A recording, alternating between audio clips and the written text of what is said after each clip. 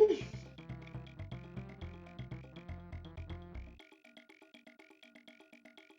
need to mute. We are. I just had to mute the stream because who loves hearing their voice? Anyway, hello everyone. Yo, rolling in. What's Rolling poppin', in. gamers?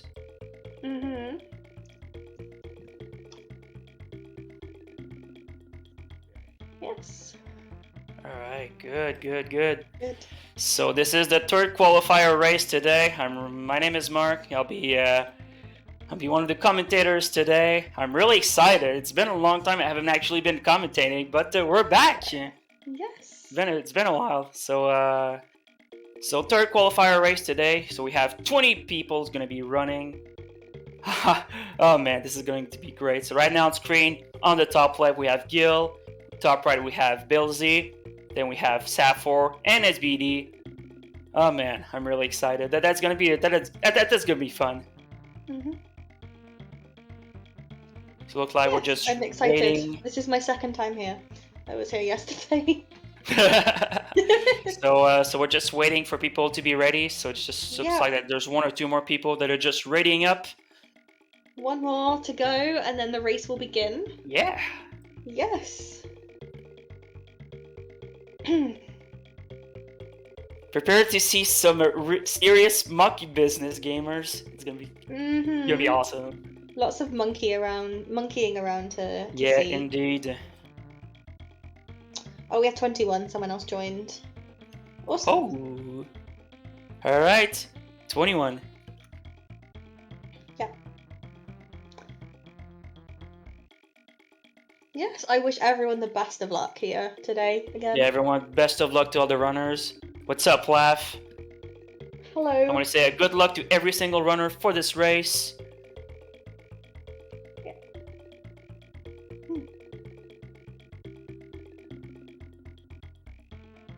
Man, he managed to slide into the race right at the last second. Indeed. Everyone is ready. The race will begin in 15 seconds. Yep. Yes. Awesome. All right.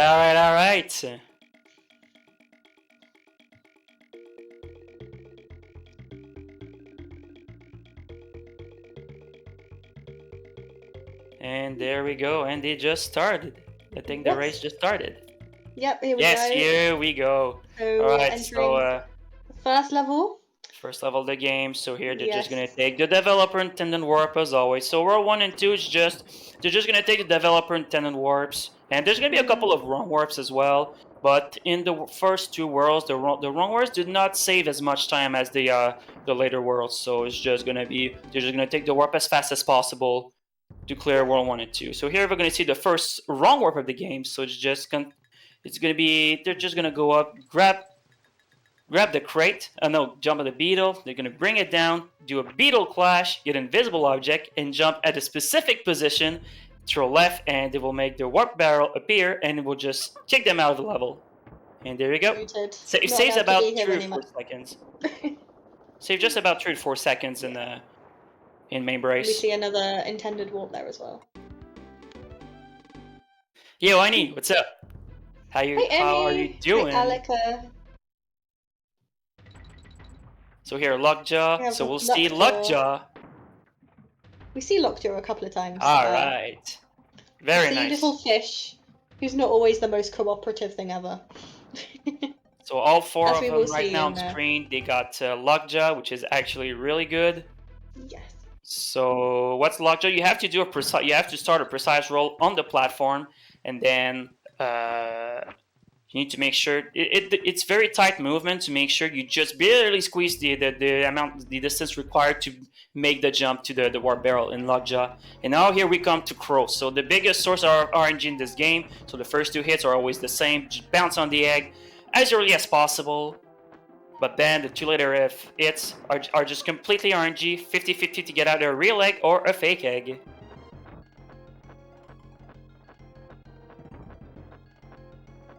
Ooh, yeah, this is definitely one of the highest resets points of the run.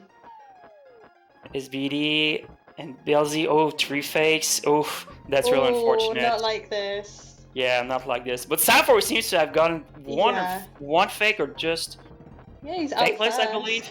That's amazing. Gil got 1 or 2 fakes, I believe. But then Crow SBD being got nice 4 or 5 Crow fakes. being That's nice in a unfortunate. race. Challenge impossible.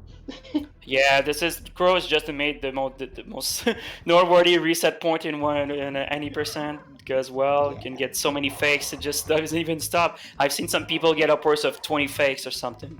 So here so here in 2-1 another wrong warp. So here they're just gonna bring the clobber and do a clobber clashing to get invisible object, and they're just gonna throw it left and go up to that cave, and that's it. There you go. Now in a 2-2 here, instead of going the natural way of going to that warp is just going left, taking the arrow barrels, but here they do a trick called a big boy to be able to do a double jump. So you need to do throw your conch partner at the cannon. So then you jump from the hook, and then you do a jump again from the hook. And as your partner comes back to you, you have a frame window to be able to do a double jump, and you need to have the sufficient height required from that jump to make sure that the warp barrel spawns. If you don't have enough height, the warp barrel doesn't spawn, and you lose a billion. You lose, unfortunately, a billion.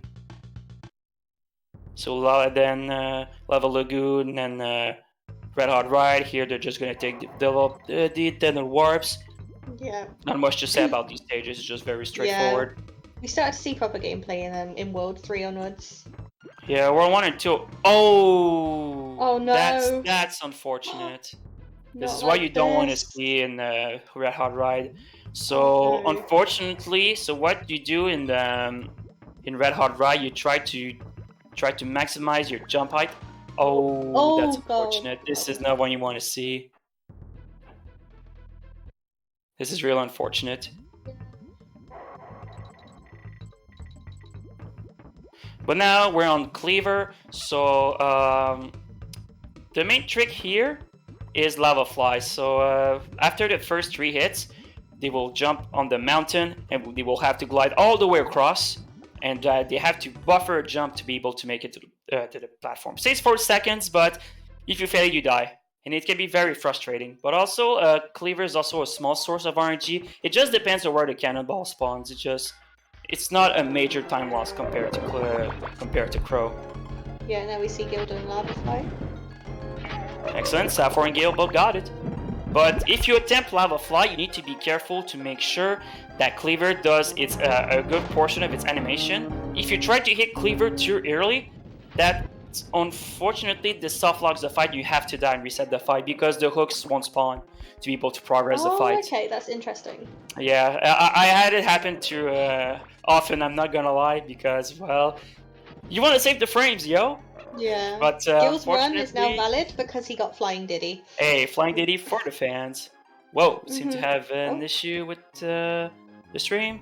Oh, okay. No. That's perfectly fine. I guess though there was some issue with the stream sync or something. That's perfect. It happens, but that's fine. Yeah. But now we're on World 3. Yeah, it's okay now. Yep. So now we're in World 3. So and also some Rambi for the first time. Yeah. So this is where the game really. Rambi, by the way. Heck, Rambi indeed. So this is where the game really starts 90%. So yeah. Here we're gonna be using Rambi Supercharge to go really fast, and coming up on Sappho's screen. So he's gonna team throw. He's calling into the arrow barrel. It stores a super jump, and Sappho will actually take damage on the cloak and gain a lot of vertical height, and will allows to be able to glide all the way across that section. Saves about 6 seconds. Oh my god, that timeout, by the way. Yo, Joe agreed. You hate Rambi? Yes, word. Oh, yeah. Yes. Alright, so Glimmers. So Glimmers is just the main underwater level of this game. So the route is constantly the same in this stage, but every time you go around a corner, you have a slight chance to lose time. And you can lose from tenths of a second to full seconds lost just because of not doing your movement properly. Because anytime you bonk into a wall, you can completely use your momentum, and it can be very frustrating. Shoutouts to Drum, I believe an older Japanese runner who I still believe still has one of the best glimmers ever done. Oh, Safford taking a hit, but that spot right there where Safford took a hit, it's really annoying. But yes, you want to have to cut the corners as closely as possible in glimmers. Yeah. But otherwise, it's rather straightforward on the water stage.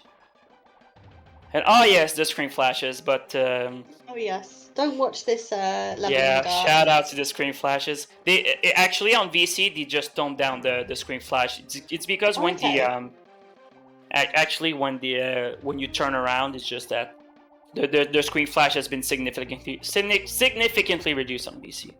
Alright, so Crockhead Clamber, but we like to call it Crackhead. So this is the first hard level in the game. So they're gonna do some very tricky rolls.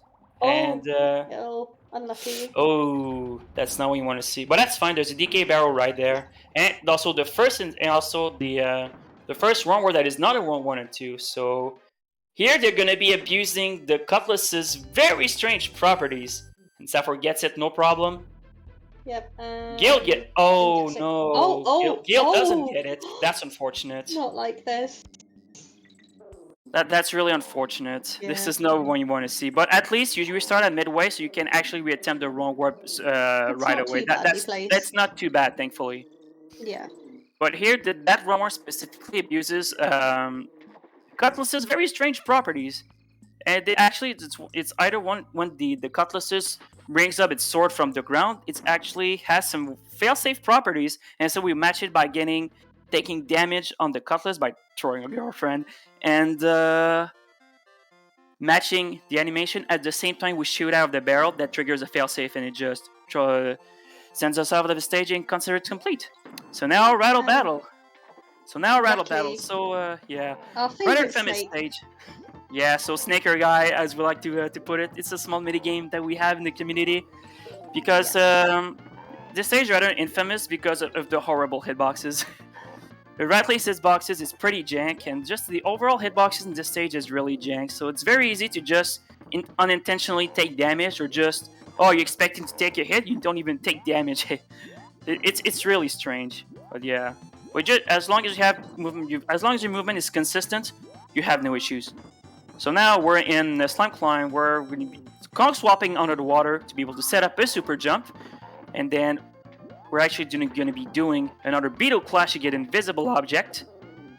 And what's going to happen, we're going to drop down to the first bonus of this stage, throw left after a specific point, and that will trigger another wrong warp. And I just hope every runner gets it.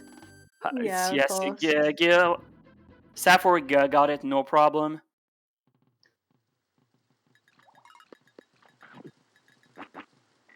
Yeah, and obviously entering I can't even remember the name of that level. Bramble Blast, but that's yeah, it. That's it. Yeah. One with the barrels, yes. Yeah. So there's a small thing here called the quick shots, which it's about a 3-frame window to be able to, whenever you shoot into another barrel, you have a 3-frame window to be able to immediately shoot out of the barrel immediately. Yep. And we'll also see them maybe go for Vine Clip as well. Yes, Vine Clip coming up, which is another big boy. So you're going to do a big boy from the clamp on, and you need to try to get the maximum height possible from the jump. And here we go. See on Safford's screen. Unfortunately, Safford didn't get it. That's unfortunate. There's a backup though. Yes, there are multiple backups that you can do. That's very fortunate. You can skip the barrel maze. Yeah, you don't want to do Maze of Shame. Loses an eternity and a half. Yeah. Yes. But yeah, for Vine, as I said, for Vine Clip, you want to get the maximum height possible from the big boy, and you have to team through at a correct position on the vine, and you'll be able to clip through it. Gale gets Vine Clip, no problem. GG. SBD, alright, gets Vine Clip, no problem. Excellent. That's what I like to see. Some gaming going on here, so. Gaming. Alright, so now Cudgel. So this is a very boring fight. The only thing that can make this fight goes faster is what they're called quick hits. So they're just gonna stand specifically at a certain position. They're gonna count quote unquote Dixie's breath, like when she goes she stands up and down a specific number of times, and it just allows us to hit cudgel as early as possible. And if they don't properly, they lose an entire cycle. And overall, I believe, if I remember correctly, the quick hits, they just saves in total 2 seconds, 2 seconds and a half, something like that. But it's just so boring to learn. Let's be real. Yes. It's really boring. So Mark, do you have any donations? That would be a great time for donations, but unfortunately. Oh, absolutely. We made the same joke yesterday. Indeed. Garb, you better play those games.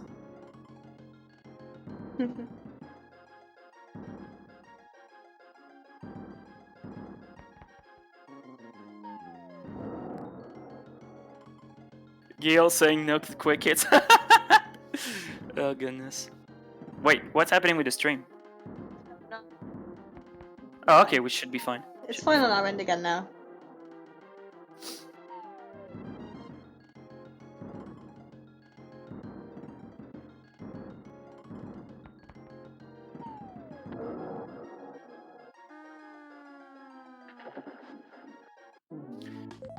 Alright, so now we're moving on to World 4, so... There's a couple of hard stages in World 4, so here Hornet Hole. So the main mechanic in the honey levels is honey climbing, and honey climbing is arguably one of the hardest basic mechanics to master in the whole game. So we'll see what happens. And also we're going to see the first instance of a trick called the Scrolly Scroll. So they're going to take Squitter on the hook just after the midway point. They're going to make a web right about just under the hook. And they're going to dismount Squitter, grab on the hook, and somehow the game just doesn't know what to do when just actually force the screen forward. And it's going to go very fast. It saves about 6-7 seconds. It's my favorite trick, I think. Yeah, exactly. It's just fun. Yeah, it's a fun trick. But it also has a downside. You can't. There's actually a downside to Scrolly Scroll. Is that actually, if you don't do the setup properly, there's a chance you can actually get stuck in a wall and you're unable to get out. You basically soft lock. I've seen it happens a fair amount of time in races, and that's not what you want to see. Honestly, it really sucks when it happens. So now target Terra. So like the first. The first another auto scroller. Yeah. Yeah. There's not really much that can speed this up other than, isn't it, the skipping a few of the bug things? Beats. Yeah, there's whatever just, they're called. I don't know their name. The two things you can do just to make this auto scroll a little bit faster is just trying to jump out of the carts of the skull carts as early as possible to get onto the next one, and also trying to skip some flitters. I don't know if we'll see. That's what they're called. That's the name. Yeah, they're called flitters. They're dragonflies if you want, but you're able to skip a couple of them, but they don't save a lot of time. But hey, you save those. you want to save those frames, so you go for it. See, chat is having a debate of swag versus say no to swag. Yeah, we'll see. Swag or no swag? But the thing is, that swag balloon, if you go, it doesn't save any time, but we'll see what happens. If the Ag runners actually go for swag balloon, we'll see. But honestly, you have a chance to actually take damage and you actually hit the X barrel, and you can actually lose time if you don't time the jump properly. So yeah, 3 seconds. Oh well, you lose 3 seconds if you take damage.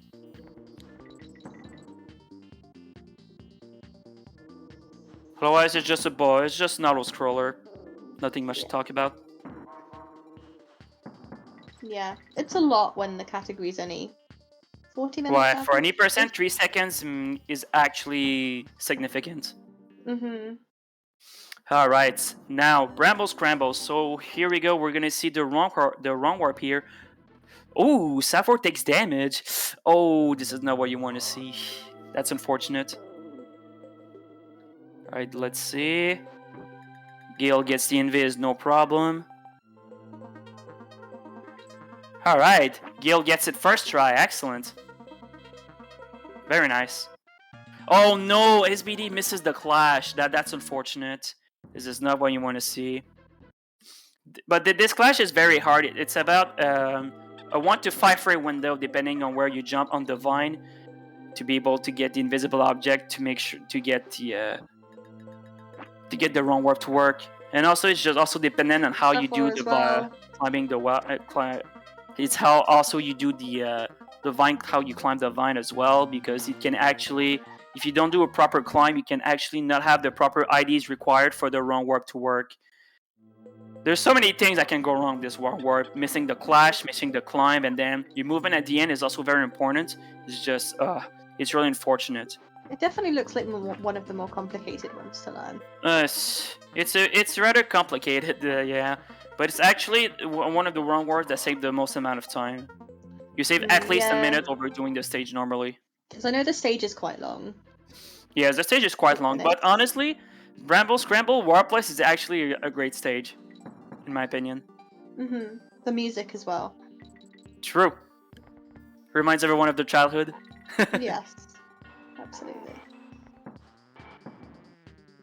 Alright, so now Gil is coming up on the mud hole. So another hard level. So there's gonna be another run warp towards the after the halfway point of the stage.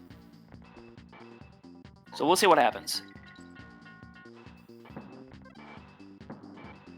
We seem to have a bit of an issue with this. It's only a Discord. That's only on the Discord end. Oh, it's only on the Discord? Okay. Yep. But also in Mudhole, you have a lot of rather difficult platforming. You do a lot of very precise rolls under the swamp, and you have to do roll across gaps. Oh, Gil died, unfortunate. Oh dear, not like this. Yeah, that's unfortunate. Yeah. We're just swapping in another player. That's all. Give some other runners some time in the spotlight, you know.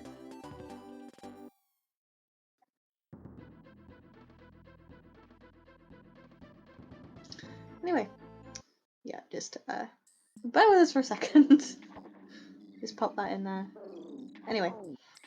Yeah, it's really unfortunate it's very easy to just die in Mudhole for various number of reasons. Of course, as I say that, Sappho died in Mudhole. That's unfortunate. This is not what you want to see. That damn Mudhole.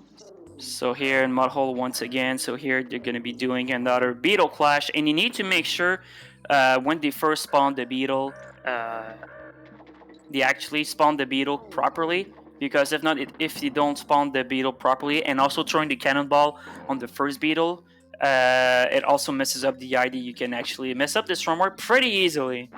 But also there's a number of backups. Notably, there's a Dixie run warp setup instead, which is much easier to do. It loses 3 seconds, but honestly, the Dixie backup is seriously it's a really good backup to go for.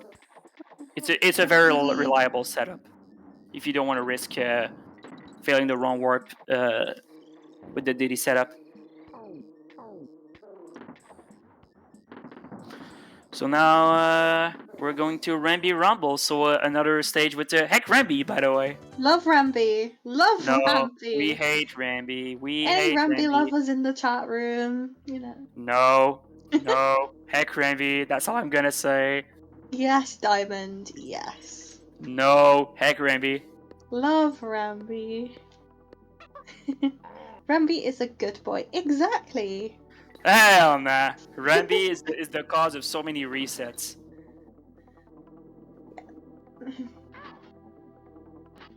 And also, Winky, yes.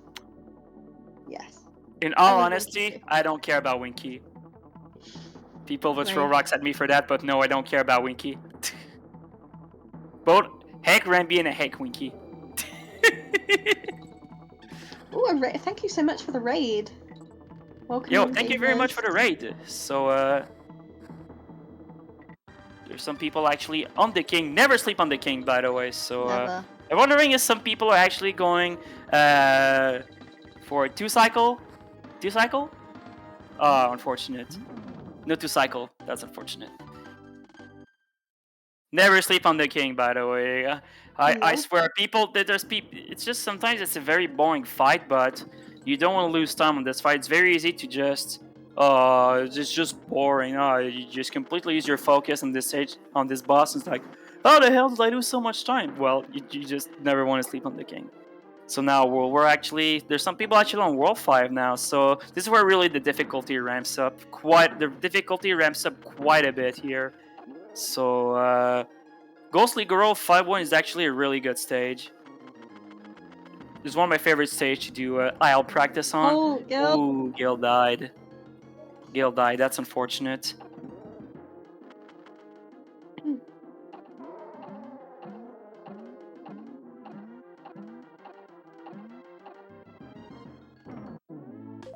The main gimmick here in Ghostly Grove is actually the ghostly ropes. But other than that, it's just a straightforward stage, a really good stage. And there's also some people that are actually on the haunted hall, so I like to call it Tupac's library.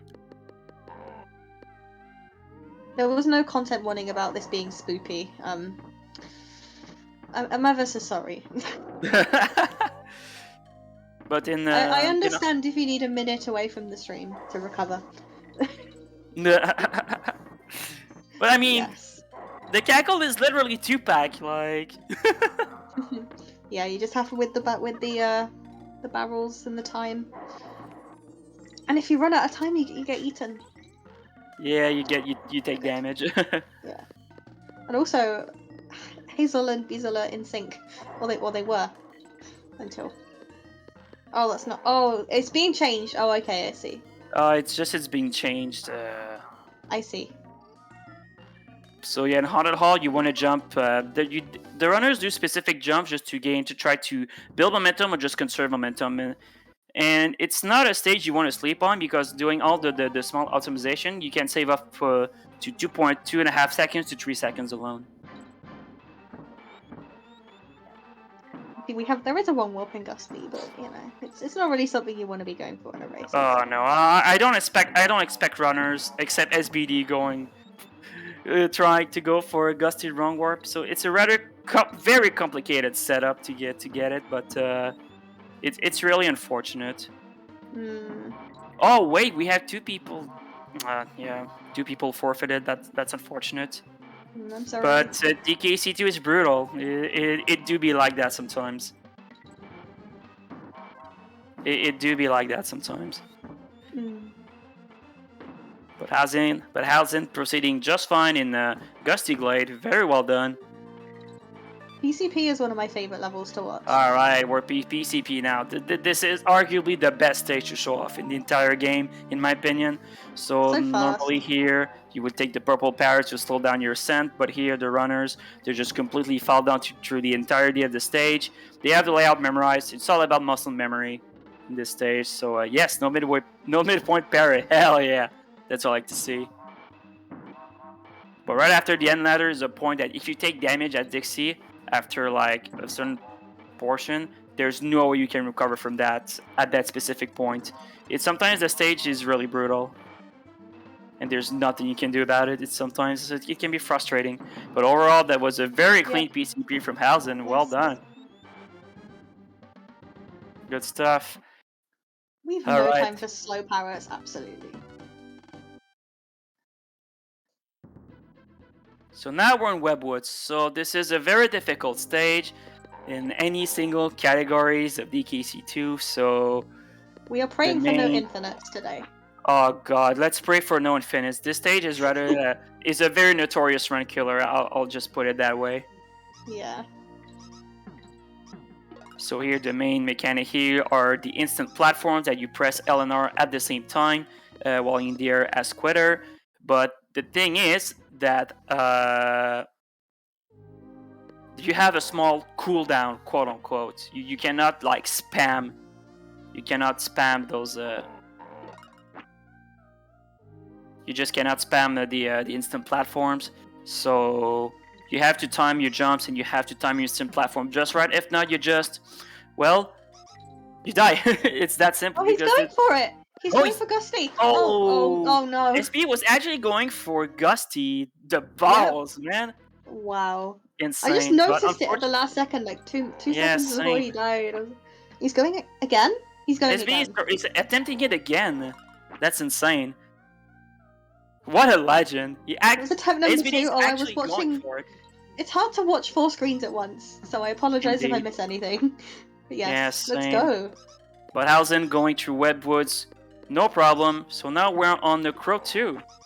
So another instance of a bit of RNG here, depending on where the barrel will spawn. Oh no, SBD dies again. That's unfortunate, but props for SBD for actually trying to go for a Gusty wrong warp. It's a very difficult setup. It's very difficult. But that's a very nice try from SBD. He's going again. So alright, so Halzen got mid spawn the first hit and mid spawn on the second hit. That's very good luck on Crow 2, because yes, depending on the barrel spawn, you can lose up to 4 seconds just because of bad luck alone on Crow 2. But SBD again. That barrel at the end, it's not too bad.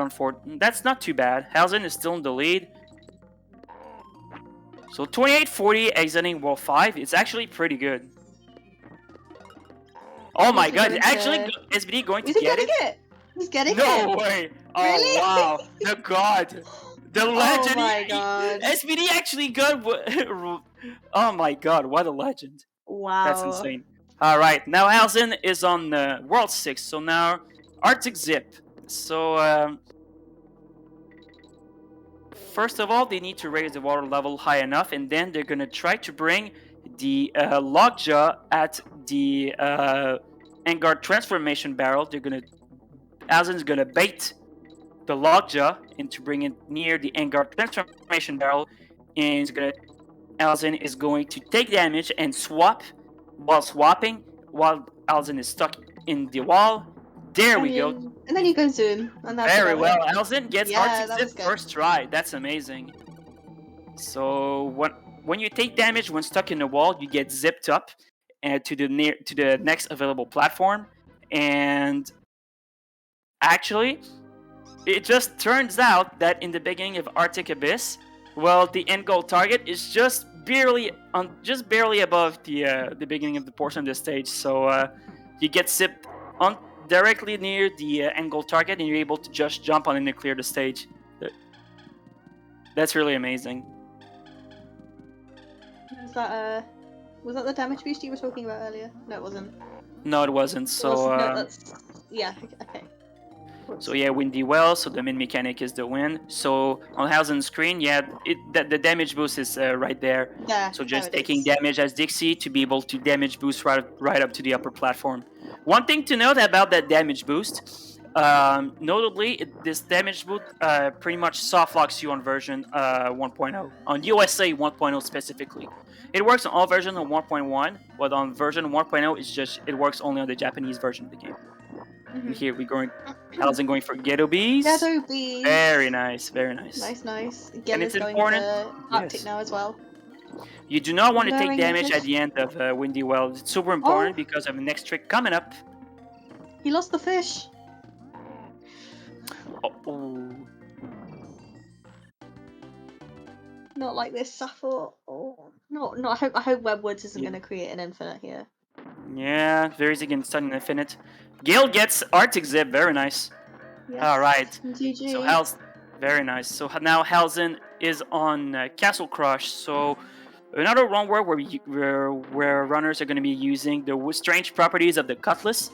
So here they're going to be taking a visible object from the barrel. You can jump at a specific point and make sure to match the Cutlass animation as they're taking damage at the same time, and they're actually sends us out of the level by using the properties of the Cutlass's animation that it actually triggers a failsafe. And there you go. Very nice.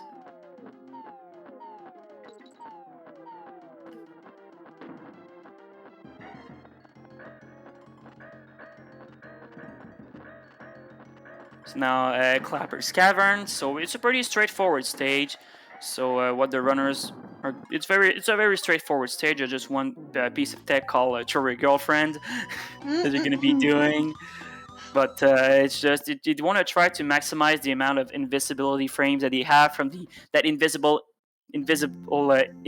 barrel all the way to the very end of the stage, so they can just roll through every single enemies to gain the maximum speed possible. But very well done, nice. Green does not. Yes, exactly. No girlfriend throwing will be endorsed by this game. Alright, so Alzen is now starting the gauntlet, so it's CLC, Toxic, and Screecher Sprint now. Yeah. 3 very difficult levels back to back.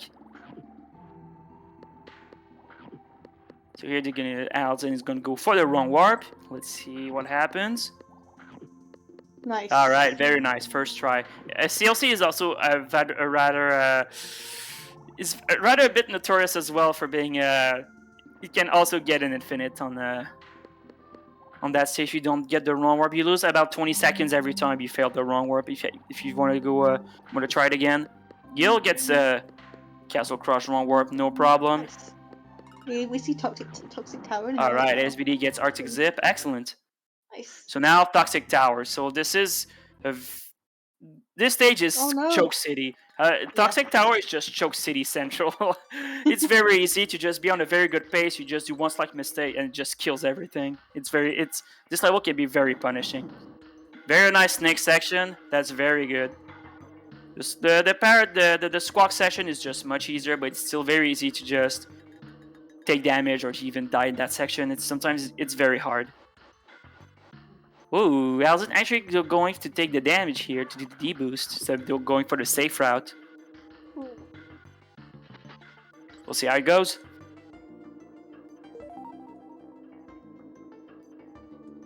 Always better to take it a bit safe here, Toxic, instead of dying. Yeah, because it's a very Alzen taking it safe, that's perfectly fine. Yeah. Gale is now onto CLC. Very good Toxic by Hausen.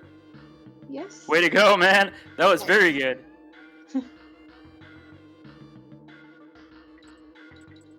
Oh no, Safor. Oh no, Safor misses Arctic Zip. That's unfortunate.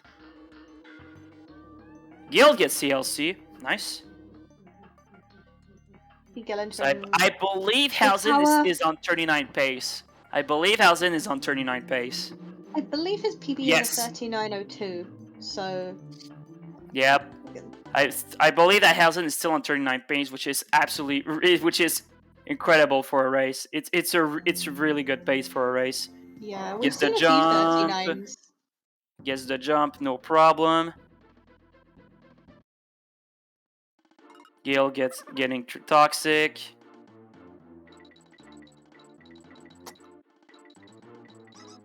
Suffer going to Arctic Abyss the intended way. And SBD is on Castle Crush.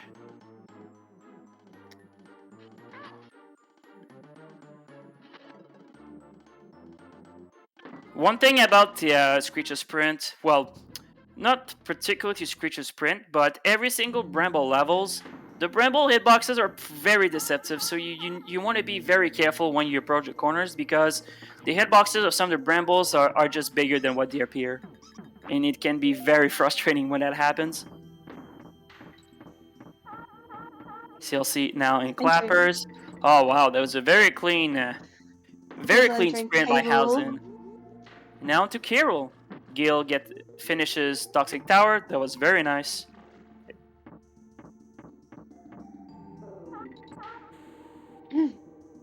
And Hausen is still on 39. Is still on 39 pace. Yeah. That's amazing.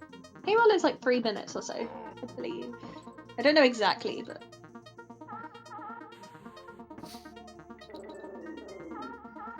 Yeah, it's usually about 3 minutes that Kirill fight. Yeah. But as I like to say, Kirill 1 is just basically a glorified cutscene.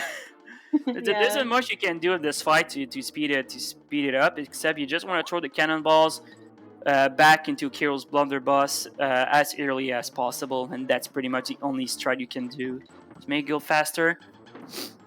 There's also small things like, I mean, Blue Diddy, but I don't actually know how that works. You can go for the Blue DD, but I don't suggest going. I never suggest going for that for the PB attempts, because if you get hit by the smokes in the later phases of Kiro fight, like the colored smokes, you actually lose time. You lose about on average you lose 2 to 4 seconds per phase, just because if you get hit by the purple smoke. Because what happens if you get hit by the colored smokes, Kiro just pauses for a while before actually progressing. He's just gonna. He's having a decent toxic. Very good toxic. And Gil gets through Screech.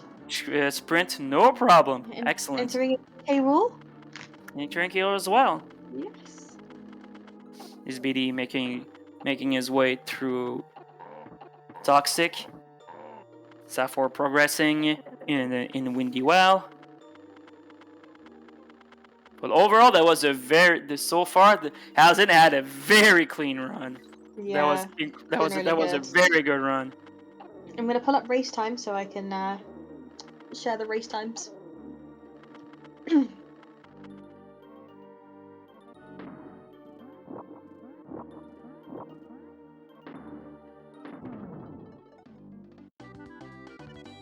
Yes. Everybody, it's time for the memes. You agreed. It's always fun to do the losing time on the colored smokes for the memes, especially in the marathon runs. It's always fun for the fans. All right, SBD is through World 6 now.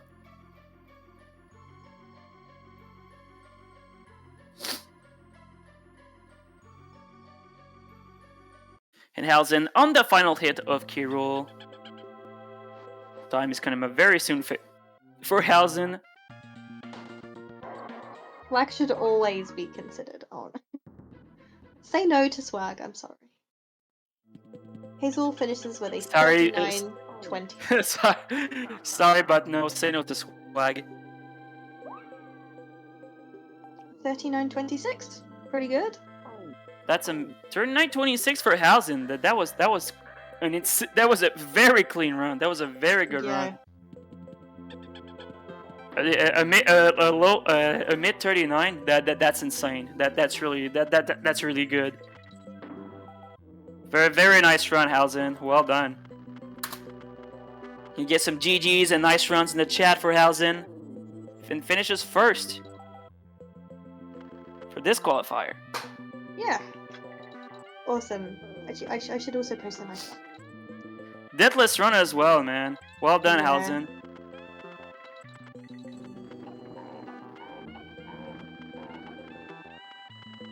Gil is also coming up to finishing too. Alright, Gil, almost finishing as well. SBD is through sprint, finishes sprint. On the way to Kirul.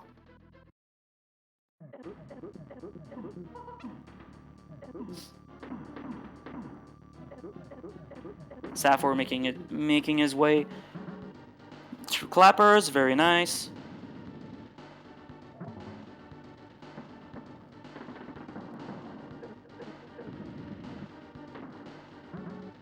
Yeah, and when runners finish, we can switch in some more people as well, so we can see the ends of their races as well. Blue finishes with a 41.03. Yep, nice run, Blue. Nice run. Gil with a 41.11. Nice run, Gil. Well done. Nice runs. Nice run, Gil. Yes.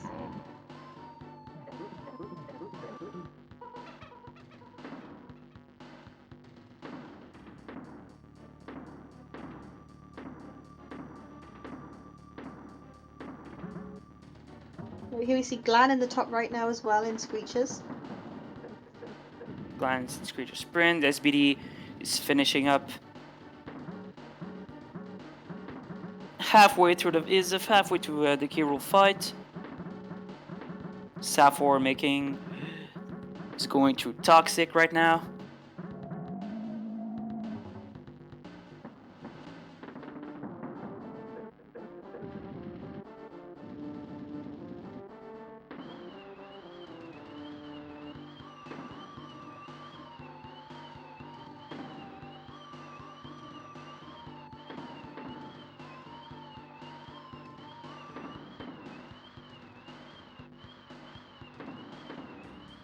Ooh, Glenn took damage.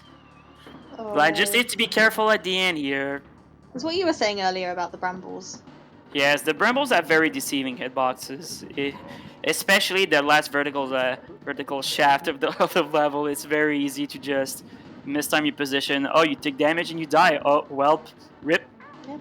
Yeah, And Ankle's I've getting seen it. I've seen it happens. Yeah, it's and Ankle's with a unfortunate. 42-32. Nice run. Very nice, Anankaz. Nice run. Some gamers are gaming today. Hell yeah. Really loud. Oh, I'm sorry. Whoops.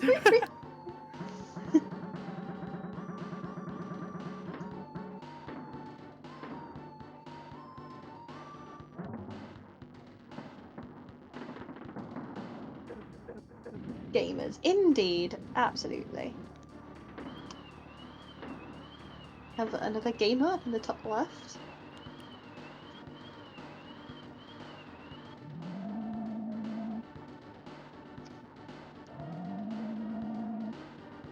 We have Sig. Oh no.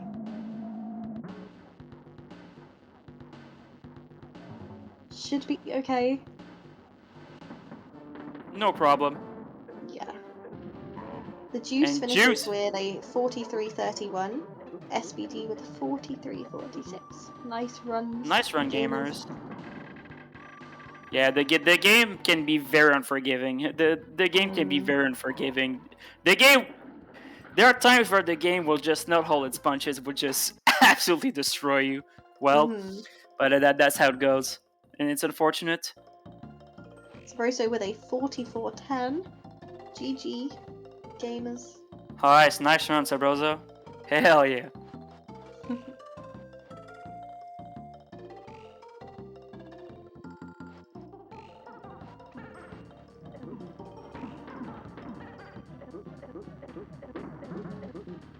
Model finishes with a 44-42. Nice run, gamer. All these nice, so many nice runs. Because we're witnessing good gaming.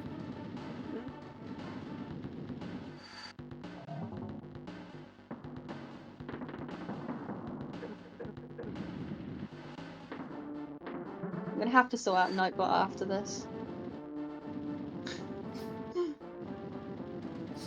Oh, thank you so much for the raid, Blue. Nice run, by the way.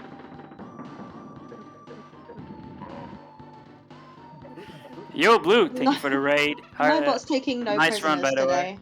Nice run, Blue. Yes, GG.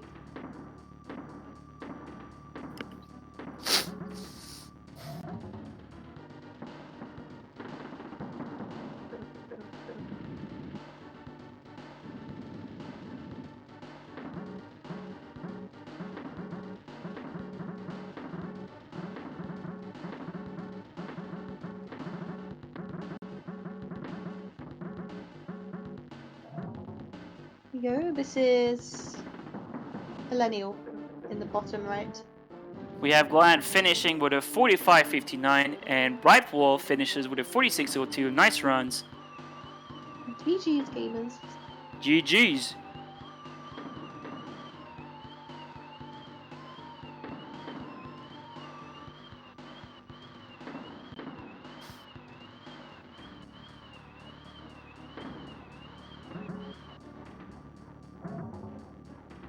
Yeah, there have been some really good runs today.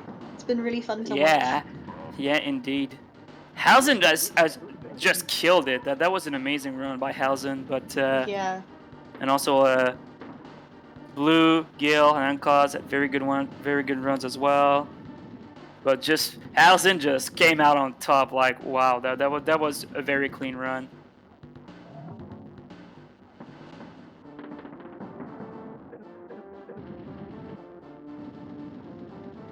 Yeah, Nightbot's not very happy today. We need words.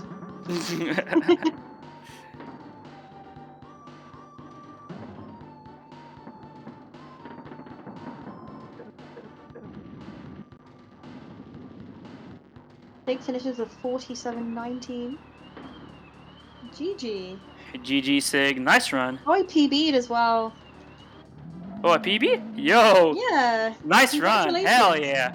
That's what I like to hear. Walls finishes with a 47-32. All right, nice run. Oh, a raid from Gil. Welcome in, gamer. Nice run. What's poppin', Gil? And a nice run to Safor with a 47-42. Nice run, Safor. Well done. I would say one of the hardest things to do in the no reset is actually finishing the run. It's really hard. Yeah, you make too many mistakes, and sometimes you just go on tilt. It's like, just F this run. I'm just gonna reset it. But just finishing a run is actually much harder than it is. With a 5-second PB. Nice. Awesome. We're getting Cactus in the top right now. Let's go Cactus.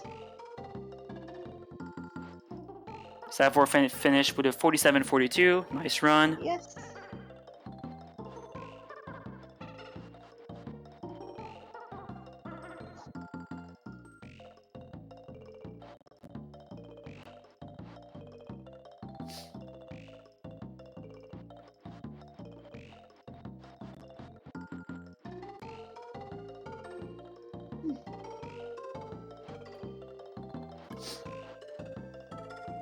And there he is, in... Oh no, oh! Oh. We have Cactus now on screen. We have a Wheeler as well. The game seems to be frozen for Lemuel. Oh, not like this. Oh, there we go, it's fine now. Alright, good. Here we go. Awesome.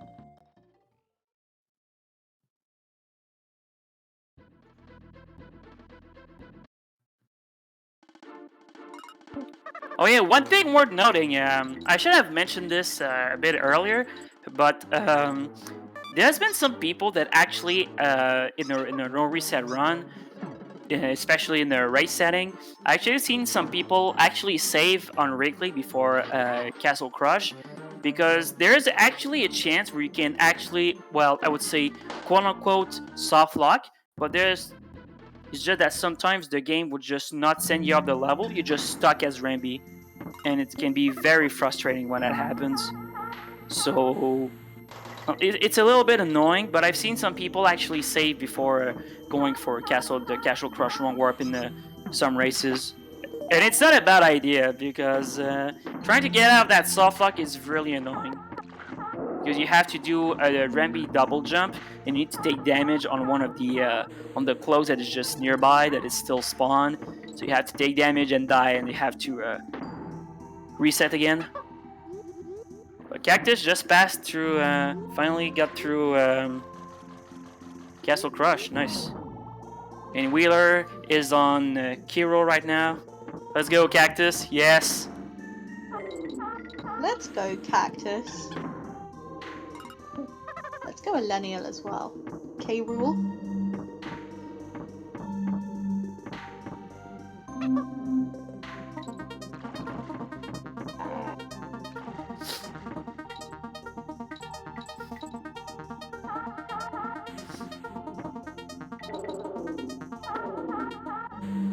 Let's have one more gamer coming up on the screen. Hard video game. Oh, I'm sorry.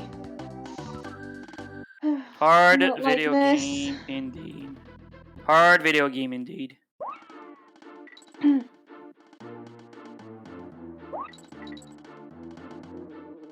And as I said earlier, this game does not hold its punches. No.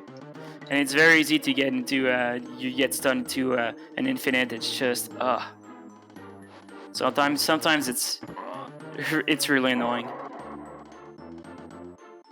But that's speedrunning in a nutshell.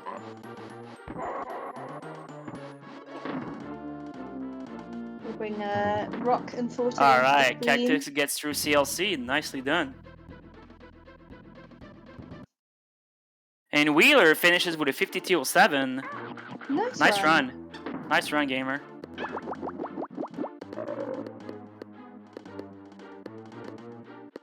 GG's. GG's to everybody. Yeah, GG to everyone who participated. I'm really happy we have quite a good turnout for this tourney. I'm really happy to see that the community coming through. It's really great. It's really great. Yeah, we have 59 entrants in total, which will make some. That's going to be a lot of matches, given the fact it's double LM and we have amateurs as well. Yeah, it's gonna be quite the tourney. Yeah. GG to Forte with a 53.06. Nice round, Forte. Nice try. I've seen a couple people actually PB this race. That's great to see. This is what I like to hear.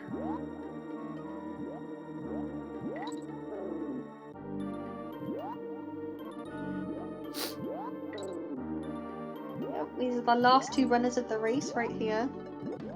Rock and Cactus. Yep. No, Cactus! No. Oh no, this is not what you want to see. That's unfortunate. That's the worst place to die just before the halfway point.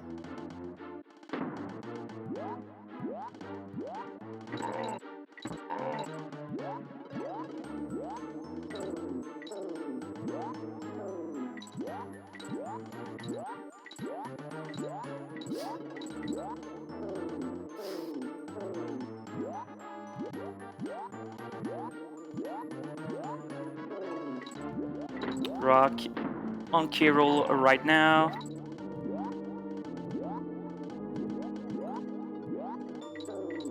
But man, there were some very good runs for this third qualifier. How we're living up to its name, oh yes. Indeed. Another one of Toxic, along with well, I would say that Toxic is also one of the hardest stages, arguably one of the hardest stages in the game to optimize. It's very easy to just make just tiny mistakes that just once again just you lose a lot of time or just outright kills you, and it's very frustrating, especially if you're on pace. As I said earlier, this level is Choke City. It's Choke City Central. It's very easy to just lose runs. Toxic, very noteworthy run killer. Every runners of DKC2 has their fair share of dead runs in Toxic. The gauntlet, well, it's part of anyway. Yeah, the gauntlet of DKC2 is it's something.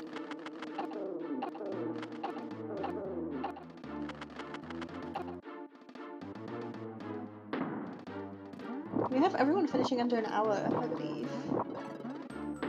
No, maybe not. No. I can't maths. Not today. Not like this. Because 3 minutes. Rock will finish with the fact to guess a 56:35, something like that. 56:35. I'd say around that, a 56:3x or 4x for Rock.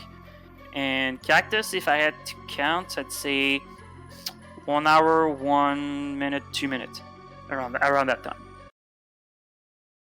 Well, 1 minute, 1 hour, 2 minutes for I think, I guess.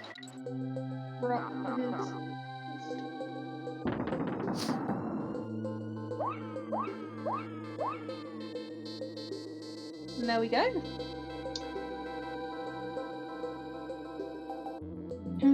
Rock gets a 56:34. GG. I was so close. I said 36:35. Yeah. But nice run, Rock. Can we cheer Cactus on in the chat? Let's go, Cactus. You got this. Cactus.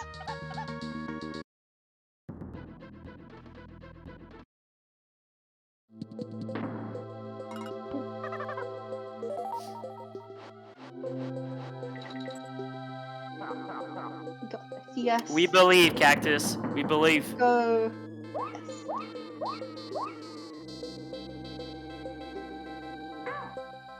Absolutely got this. Oh, that's unfortunate. Oh, no.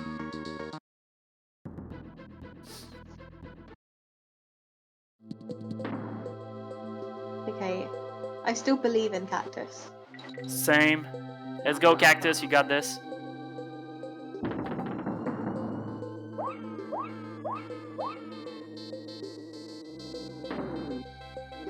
Yes! Oh yes, I'm copying that. Yo, same. There we go. Oh no! Oh no! Come on! Nightbot is not happy. Well, that's unfortunate.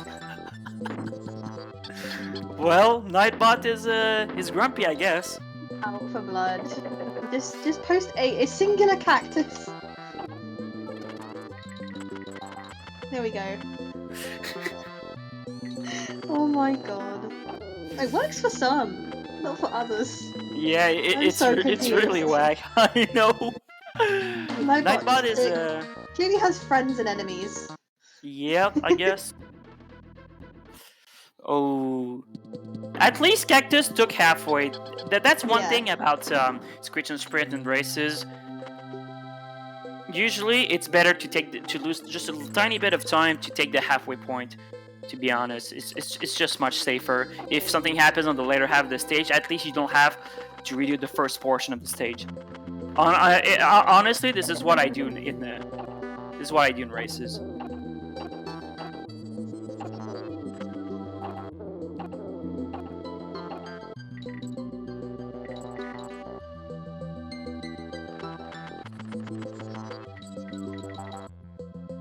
Yo, Rock with the raid. Welcome in, Rock. Okay. Nice Thank you for the raid, Rock. Nice run, by the way.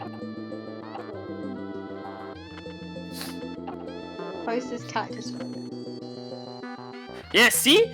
Now somehow now Nightbot. It's working fine.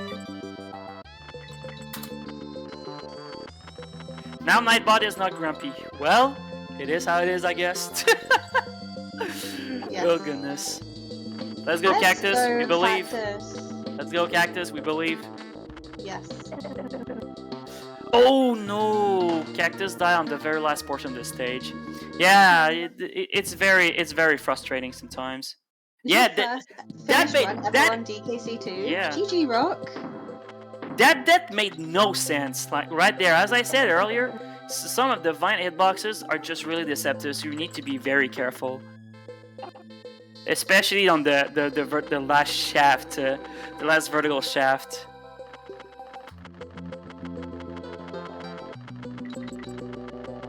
Anxiety through the roof, same. Yeah. I feel that right now. Yeah, the late game is well, me personally, I like to break down the 80% is like from War 1 to Glimmers is like the early game, and then when you start Crawhead Clamber all the way to Gusty Light, I consider that the mid game, and then starting from PCP to the end of the game, it's like I consider that the late game. Yeah, late game is brutal in DKC2. There's no way around it. Let's go, Cactus.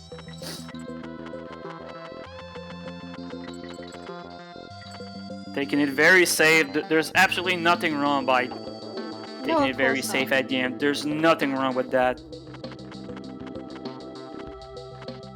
Ooh, okay. Ooh.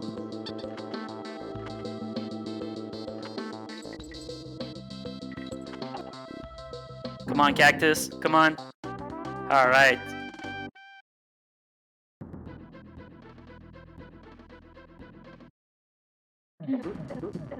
Hey. Alright, Cactus got it.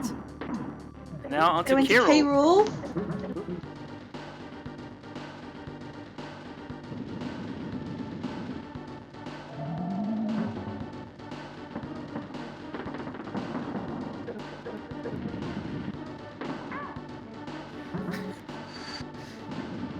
Post this cactus for Cactus.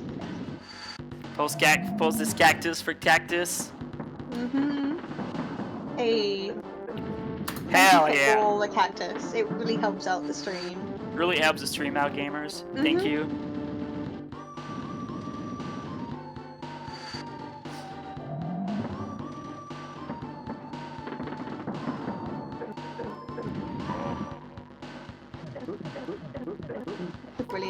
pasta, by the way, girl.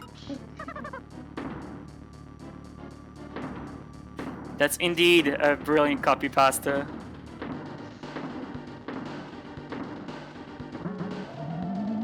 You're welcome, gamer.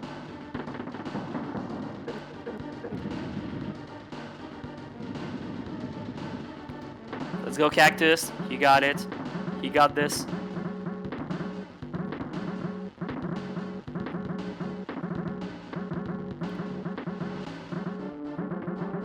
But if we post more, I think Nightbot might get grumpy now. No. I'm going to trust Nightbot is going to behave. Alright, fingers crossed for that. Let's hope. Alright, let's try it again. Hey. Alright. Lovely. I love all this support. Like, making sure every runner gets over the finish line.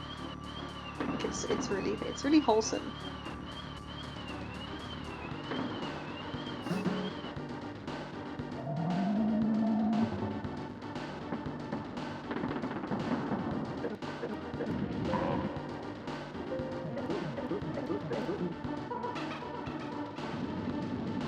Yeah, Gil, I had a stern word with Nightbot. Nice. Thank you, Gil. I'm sure you're Thank you, talking Gil. to absolute wonders. Nice.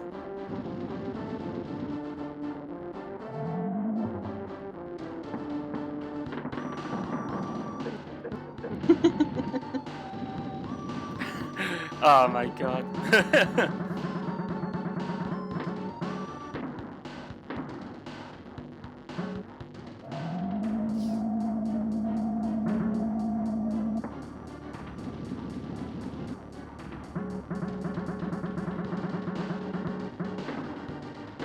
Ooh, that's unfortunate. Yeah, if you're not, that's what happens if you don't throw the cannonball in time. This happens. Yeah, you have to do that entire specific cycle, and you don't. And usually you're used to just one cycle to just like to be in a specific position. But yeah.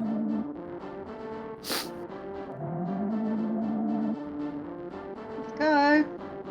Jumping over purples, no problem.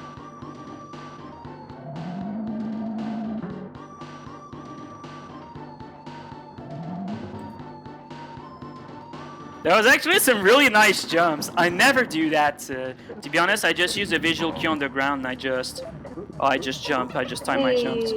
But Cactus, how do you jumped around? With a 105.25. Nice run, gamer. All right, nice run, Cactus. Hell yeah, that's what I like to see. Hell yeah. Hey. And this actually wraps up the third qualifier. Yes. Oh man. There was some very good races all around. GG everyone. Nice runs. GG's to everyone. That's their first complete. I think so. I have to check. Unfortunately, I'm not sure on my end. Hey. But honestly, Means it's we got. yes, exactly. Yeah. GG's, nice runs everyone. Oh man. We got to see a really good runs again today. And there's going to be another set of qualifiers later on. 9 p.m. EST. 9 p.m. Eastern, gamers. Which will be the final qualifiers of the set. For most people, I think it should be. Yeah. And which means we will move into seeding and move into the bracket. Soon TM. Soon TM. Yes, soon TM indeed. So thank you everyone for watching. I hope you enjoyed the races. Yes. So it's been actually a while I've been commentating. I haven't been commentating, but I'm glad I got to commentate this time around. So thank you everyone for watching. Thank you for all the racers. Thank you for everyone who's been watching. And remember, final qualifier at 9 p.m. Eastern. So be there, gamers. Yes. Thank you, Mark, for commentating with me today. It's been fun. Oh, thank you. Thank you for actually letting me in. Oh, I just hope I did a good job. You did great. I just hope I did a good job. That's what I can. The knowledge really shines through. So yeah. All right, not a problem. But thank you as well, Catherine, and also special shout outs to Bean, by the way, who's actually Yes. doing setting up the streams. Thank you, Bean, for actually taking the time to set up the streams, and despite all the technical difficulties Bean has, thank you very much for setting up the restream and whatnot. Thanks a lot, Bean. Shout outs to Bean, by the way, gamers. Big ups. So yeah, so I believe this wraps up the third qualifier, and the fourth one at 9 p.m. Eastern. See you there, gamers. Yes. And with this, and I hope we see you there, gamers. And with this, rolling out. Rolling out.